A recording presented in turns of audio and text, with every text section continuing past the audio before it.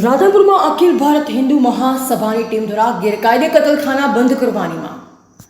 રાધનપુર ખાતે અખિલ ભારત હિન્દુ મહાસભાની ટીમ દ્વારા ગેરકાયદે ચલાવતા કતલખાના અને મટન દુકાનો તાત્કાલિક બંધ કરાવવા માંગ કરી છે.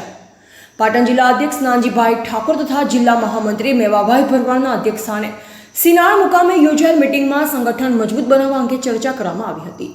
મિટિંગમાં અખિલ ભારત હિન્દુ મહાસભાના સાંતલપુર તાલુકાનો પ્રમુખ વિક્રમ ઠાકોર, વિષ્ણુ ઠાકોર, પાટણ ગૌરક્ષક પ્રકાશ, રાધનપુર તાલુકાના ગૌરક્ષક ગણપતભાઈ સહિતના હોદ્દેદારો મોટી સંખ્યામાં હાજર રહ્યા. મિટિંગ દરમિયાન રાધનપુરમાં ગેરકાયદે ચલાવતા કતલખાના તથા મટન દુકાનો બંધ કરાવવા અંગે ચર્ચા કરવામાં આવી. જિલ્લા પ્રમુખ દ્વારા ટેલિફોન પર નગરપાલિકાના સેનેટરી ઇન્સ્પેક્ટરને જાણ કરી તાત્કાલિક કાયદેસરની કાર્યવાહી કરવાની માંગ કરાઈ છે. જો સત્વરે કતલખાના બંધ નહીં કરવામાં આવે તો અખિલ ભારત હિન્દુ મહાસભાની ટીમ દ્વારા નગરપાલિકા સામે ધરણા યોજવાની ચીમકી આપવામાં આવી છે.